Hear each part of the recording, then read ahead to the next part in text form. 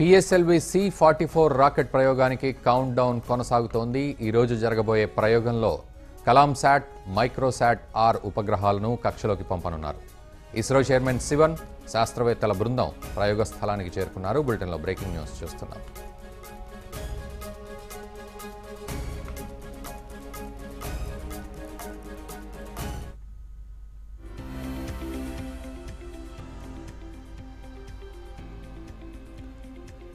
PSLV C-44 rocket ప్రయోగానికి count down కొనసాగుతోంది.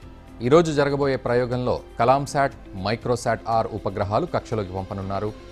ISRO chairman Sivan, శాస్త్రవేత్తల బృందం ప్రయోగ స్థలానికి చేరుకున్నారు.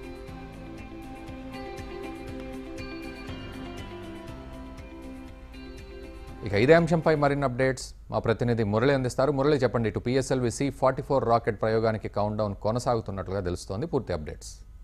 Thank you Raghunandan. ఇటు నెల్లూరు జిల్లాలోని శ్రీహరికోట సతీష్ ధావన్ స్పేస్ సెంటర్ వేదికగా ఇవాళ రాత్రి 11:37 PSLV C-44 రాకెట్ నింగిలోకి నిప్పులు ఎగరనుంది. ఏదైతే ఈ రాకెట్ ద్వారా ఒక 2 శాటిలైట్లను కూడా నింగిలోకి పంపిస్తున్నారు.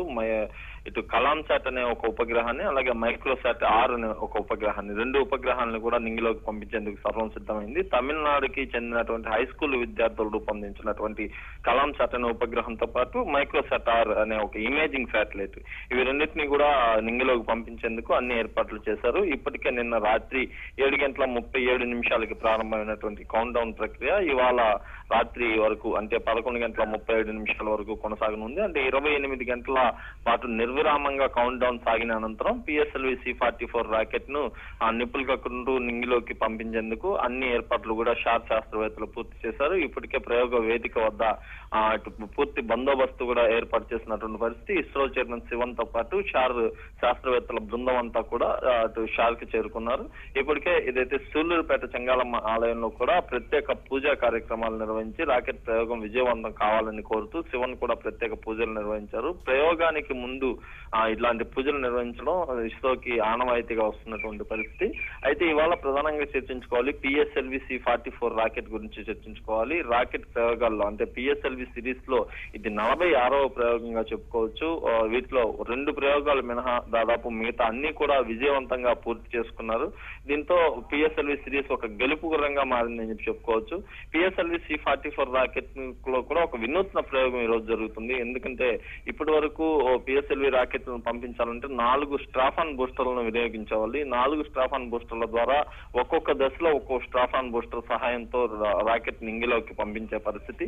అయితే ఈ రోజు పంపిస్తున్నటువంటి 2 ఉపగ్రహాలు కూడా తేలికపాటి ఉపగ్రహాలు కావడంతో 2 స్ట్రాఫాన్ బూస్టర్లను మాత్రమే వినియోగిస్తున్నారు.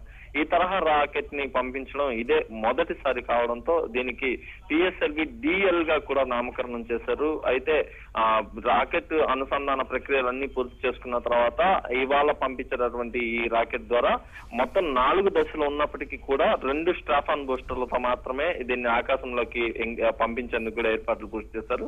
మరి అదేవిధంగా PSLV C-44 రాకెట్ లో ఆఖరి దశ, అంటే 4వ స్టేజ్ ని మరి ఇంకొకసారి కూడా ఉపయోగించేందుకు, అంటే భవిష్యత్తులో జరగబోయేటటువంటి ప్రయోగాలకి ఇది వేదికగా ఉండించేందుకు కూడా ఆకాశంలోనే దీన్ని 4వ స్టేజీని కూడా అక్కడే భద్రపరిచేందుకు కూడా శాస్త్రవేత్తలు పూర్తి సన్నాహకాలు కూడా పూర్తి చేశారు.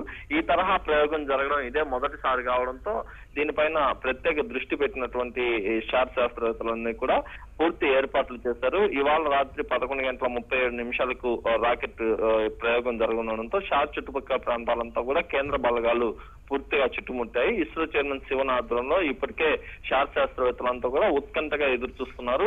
గత ఏడాది దాదాపుగా కూడా అన్ని ప్రయోగాలు విజయవంతంగా పూర్తి చేసుకున్నటువంటి ఇస్రో ఈ ఏడాది కూడా మరిన్ని ప్రయోగాలు పూర్తి చేసుకోవాలనే కాన్సెప్ట్ తో ముందుకెళ్తుంది. ఈ ప్రయోగం తర్వాత 17 శాటిలైట్లని త్వరలోనే నింగిలోకి పంపిస్తామని చెప్పి ఇస్రో చైర్మన్ శివన్ చెప్తున్నారు.